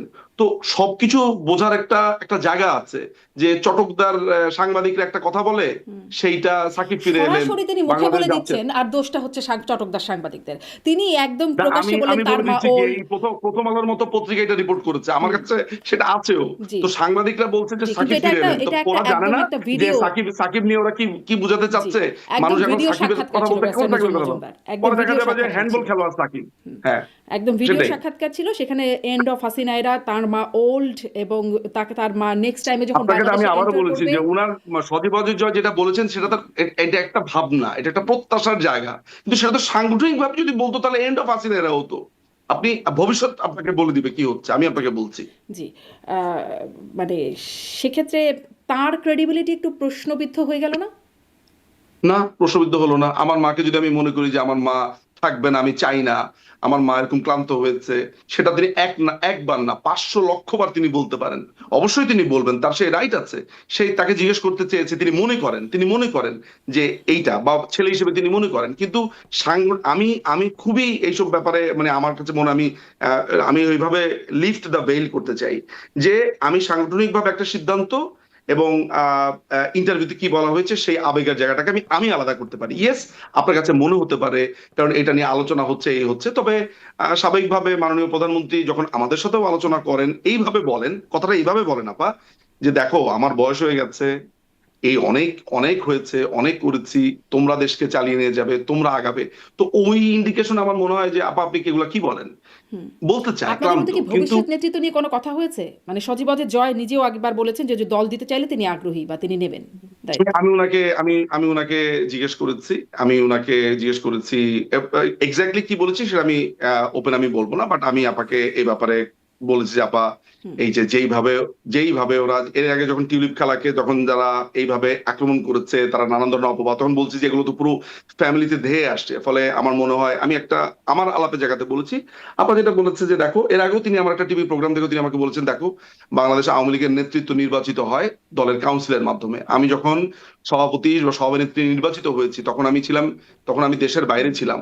এই দল এটা নির্ধারণ করেছে, তারপর আমি হয়েছি। আমি ঘুণাক্ষরেও আমি জানতাম না যে আমাকে নিয়ে তারা এইভাবে চিন্তা করছে, সামনে যাব। ফলে এখনো যে সামনের নেতৃত্ব, সেই নেতৃত্বে নির্ধারিত হবে দলের বৈঠকে, আচ্ছা, ফোরামে। তার এটা মানে আমি পরিষ্কার নেতৃত্ব করে নিয়ে কয়েকদিন সজীব আগেও বলছি। জয় যা বলছেন সেটিও আসলে তারই নিজস্ব বক্তব্য। দল এরকম এখনো কিছু ভেবে ওঠে নাই, আপনার কথা শুনে যা আমি বুঝতে পারছিলাম। মানে আমি এই ক্রেডিবিলিটি শব্দটাকে নিয়ে আরেকটু আপনার সাথে লাস্ট একটা বিষয় জানতে চাই। আপনার সাথেও একবার কথা হয়েছিল যেটি নিয়ে বেশ, ওই ক্লিপটা বেশ সামাজিক যোগাযোগ মাধ্যমে ঘুরেও বেরিয়েছে, যে সাবেক প্রধানমন্ত্রীর সেই সময়ে তাপস মানে দক্ষিণের মেয়রের সাথে যে কথা হচ্ছে লেথাল ওয়েপন ব্যবহারের, আমি একটা অডিও ক্লিপ শোনাচ্ছিলাম, আপনি বলছিলেন আপনার চাচির কণ্ঠস্বরের মতো মনে হচ্ছে। জয় তখন বলেছিলেন, পরবর্তীতে যখন বিবিসি ক্লেম করেছিল যে তারা এটাকে মানে রিপোর্টটা চেক করেছে, মানে ভয়েস ক্লিপটা চেক করেছে, জয় বলছিলেন যে এটি হলি আর্টিজানের ঘটনা। আর হলি আর্টিজানে তখন প্রধানমন্ত্রী হিসেবে নির্দেশনা দিচ্ছিলেন লেথাল ওয়েপন ব্যবহারের। আওয়ামী লীগ তার অফিসিয়াল ফেসবুক পেজে বিবৃতি দিয়ে বলল এটা এআই।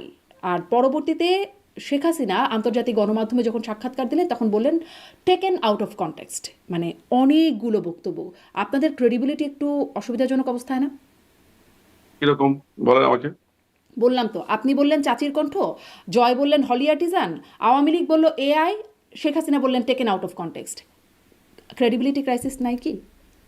এই এই এই এই যে আপনি কথাটা বললেন, এই কথার মধ্যে আপনি প্রথম একটা ভুল ইনফরমেশন দিয়েছেন। কথা কিভাবে চেঞ্জ হয় এটা হচ্ছে তার একটা উদাহরণ।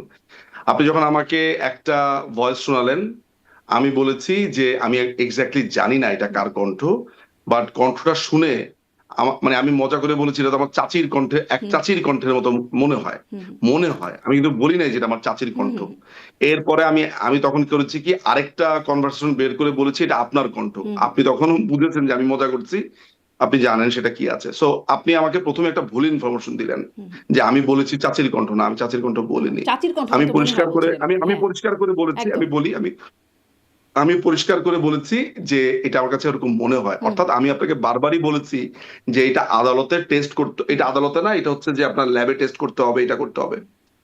এই ঘটনার পরে মাননীয় প্রধানমন্ত্রী যদি আউট অফ কনটেক্সট বলে বা যদি এইটা নিয়ে কোনো কথা বলে, আমি আসলে ওই কনভারসেশনটা শুনিনি। যদি তিনি এটা বলেও থাকেন, মজার ব্যাপার হচ্ছে যে মাননীয় প্রধানমন্ত্রী যদি একটা কোনো বক্তব্য দেনও, এবং তিনি যখন বলেছেন যে তিনি আসলে এই লেথাল, উনি তো এটা বলেছেন পরিষ্কারভাবে, আপনি জানেন যে তিনি এই ধরনের কোনো কথা বলেনই নাই এবং তার কথা কাটছাট করে ব্যবহার করা হয়েছে। আমি যদি আমার তখনকার যে আলাপটা, সেই আলাপটার পরবর্তী সেগমেন্টই তো এইটা, তাহলে তো কথা একই দাঁড়ালো। মাননীয় প্রধানমন্ত্রী আপনার লেথাল উইপন ইউজ করতে বলেন নাই।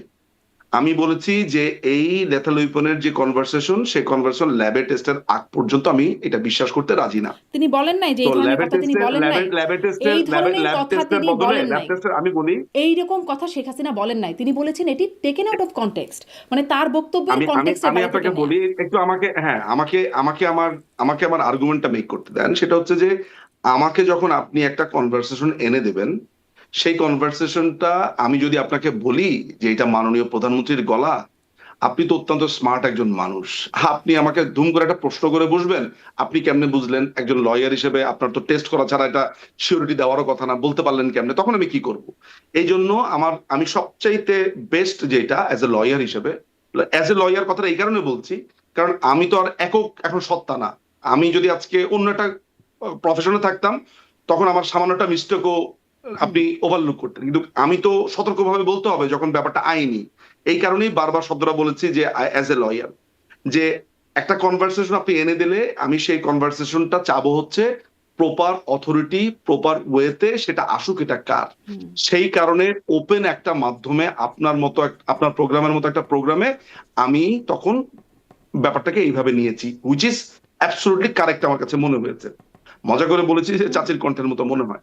তো পরবর্তী সময়, অর্থাৎ আপনার এই প্রোগ্রামের পরে যদি মাননীয় প্রধানমন্ত্রী নিজে রেকগনাইজ করেন যে এই কণ্ঠটা তার, তিনি যদি বলেন এই কণ্ঠটা তার, এবং একই সাথে তিনি বলেন যে তিনি এই ধরনের কোনো কথা বলেন নাই, তাহলে আমার যে আগের পজিশনটা ছিল ল্যাবের টেস্টের ব্যাপারটা, সেটা থেকে আমি সরে আসতে পারি। যে আমি আমি কিন্তু এটা আপনাকে বলে রাখছি যে মাননীয় প্রধানমন্ত্রী যে এটা বলেছে, এটা আমি শুনি নাই আসলে। মানে তিনি এটা শুনলে আমি সাক্ষাৎকার, আরো যে ভালোভাবে বিদেশি আপনাকে বলতে পারতাম। গণমাধ্যমগুলোতে সাক্ষাৎকারে তিনি বলেছেন হ্যাঁ, টেকেন আউট আমি অফ আমি আমি কনটেক্সট। আমি শুনি নাই, কিন্তু আমি ধরে নিচ্ছি যে আপনি তো ভুল রেফারেন্স দিবেন না, আমি ওই অর্থে ধরে নিচ্ছি যে আপনার কথা কারেক্ট। আমি শুনি নাই, বাট এখানে আমি কথা তর্ক বাড়াবো না, আমি ধরে নিচ্ছি যে আপনার কথা কারেক্ট। সো মাননীয় প্রধানমন্ত্রী যদি এটা বলে থাকেন যে আমি আসলে ওই কনটেক্সটে বলি নাই বা ওই কনটেক্সটে বলেছি, তাহলে সেটা তো আপনি বিশ্বাস করছেন না। আপনি বিশ্বাস করছেন যে উনি লেথাল ইউজ করতে বলেছেন। অর্থাৎ আমরা একটা মানুষের এইটা বিশ্বাস করছি যে এই কনভারসেশন তার, আবার ওই কনভারসেশনের মধ্যে তিনি ওইটা বলছেন যে এটা আমি ওইভাবে বলি নাই, সেটা বিশ্বাস করছেন না। অর্থাৎ যেটা আপনার জন্য কনভেনিয়েন্ট আপনি সেটা বিশ্বাস করছেন, যেটা আপনার জন্য কনভেনিয়েন্ট না সেটা আপনি বিশ্বাস করছেন না। না না, তো আমি এই আসলে কারণে আমি আমি আপনাকে, আসলে কিছু বিশ্বাস আর অবিশ্বাসের প্রসঙ্গটা তুলছি না। আমি জাস্ট আপনাদের কাছ থেকে জানতে চাওয়ার পরে আপনাদের যা প্রতিক্রিয়া, বা ও গণমাধ্যমগুলো আচ্ছা, জানতে আর চাওয়ার আপনি পরে যে বলেছেন যে প্রতিক্রিয়া। এআই দিয়ে তৈরি। হ্যাঁ, হ্যাঁ, এটি এবার বলেছে এবার কে? বলা এটি হয়েছে বলেছে যে আওয়ামী লীগের অফিসিয়াল ফেসবুক পেজ থেকে বলা হয়েছে এটা এআই এআই দিয়ে এআই তৈরি। থেকে তৈরি, সেটা আমি আপনাকে সজীব জয় বলছি। কি বলেছেন? হ্যাঁ, এটা বলেছিলেন আমি জানি। যে না না, হলিউড এটা ডিজাইন, আমি পরে অবশ্য এটা আমি সরিয়েও বলছি। ফেলেছিলেন। ওই হ্যাঁ, ওই দুটো অ্যান্সার আমি আপনাকে করছি। আমি তো আপনাকে ক্লিয়ার করলাম আমার বক্তব্য আর আবার বক্তব্য, বাকিটাকে হচ্ছে আওয়ামী লীগের পেজ থেকে এআই বলেছে, আর সজীব জয় বলেছে এইটা গুলশানের আপনার হলিউড ডিজাইন। কথা। সো আমি আপনাকে এইটা বলে রাখি, সেটা হচ্ছে যে মাননীয় প্রধানমন্ত্রীর এই পর্যন্ত উনার নামে ছাড়া অনেক কনভারসেশনে যেটা হয়েছে, এআই দিয়ে একটা কনভারসেশনের মধ্যে নানান টাইপের আমরা আলামত পেয়েছি যে এখানে এআই এর আলামত আছে। তো মাননীয় প্রধানমন্ত্রী নিজে যখন এই বক্তব্যটা দিয়েছেন, তার আগেই কিন্তু আওয়ামী লীগের অফিস থেকে এটা দাবি করা হয়েছে, কারণ অতীতে এই কাজটা করা হয়েছে, সেইটাকে স্ট্যান্ডার্ডটাকে ধরে। নাম্বার ওয়ান, আশা করি উত্তরটা পেয়েছেন। আর সজীব জয় যে কথাটা বলেছেন, সেই কথাটা আমি আসলে দেখি নাই। তিনি হয়তোবা থাকে না যে একটা কনভারসেশন, সেটা উনি মিস আন্ডারস্ট্যান্ড করেছেন যে এইটা ওইটা, পরবর্তী সময় তিনি তার এই লেখাটা মুছে দিয়েছেন। অর্থাৎ তিনি তার এই কথাটা যেটা বলেছেন তিনি ভুল বুঝতে পেরেছেন, যে না তিনি ভুল বুঝেছেন। সো আমরা একটা হিউম্যান এররকে একটা রেফারেন্স হিসেবে মনে হয় না নিতে পারি। জি, মানে এই জন্যই জিজ্ঞাসা করছিলাম, এতগুলো হিউম্যান এরর তাহলে ক্রেডিবিলিটির ক্রাইসিস হয়ে যায় কেন? এতগুলো হিউম্যান এরর কোথায় হলো? কোথায় হলো? এআই দিয়ে হয়েছে, আওয়ামী লীগ পেজ তাই লেগেছে এআই, কারণ অনেকবার তার এই বক্তব্যটা এআই দিয়ে এসেছে, সেই কারণে লেগেছে।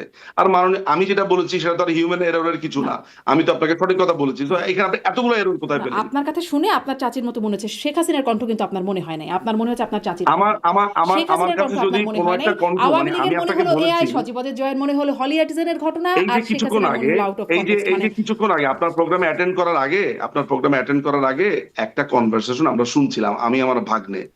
তো আমার ভাগ্নে আমাকে বলছে যে শেষ করবো। এইটা প্রধানমন্ত্রীর গলার মতো লাগছে না, আমাকে বলছে। আমি বলছি, পাগল নাকি, এটা প্রধানমন্ত্রীর গলা কোত্থেকে হবে? পরে দেখা গেল যে একজন অ্যাক্ট্রেস কথা বলছে, মানে পরে ওই ইটা এসছে, এই কিছুক্ষণ আগের ঘটনা। সুতরাং একটা কণ্ঠস্বর শুনে আমার কাছে যদি মনে হয় এটা আমার চাচির মতো গলা, তাহলে আমি কি বলবো, এইটা শারমিন আপার মতো গলা?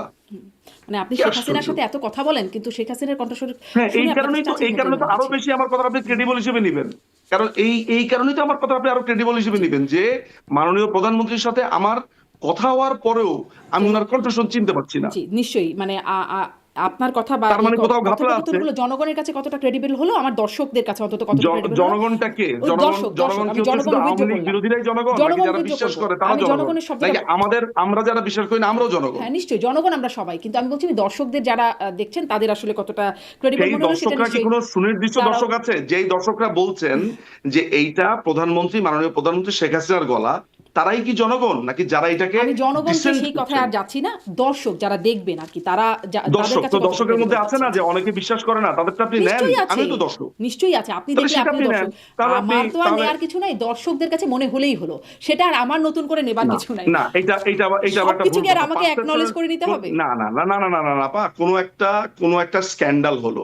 সেই স্ক্যান্ডালে পাবলিক মনে করছে যে এই স্ক্যান্ডালের যাকে হালকা দেখা যাচ্ছে এটা শারমিন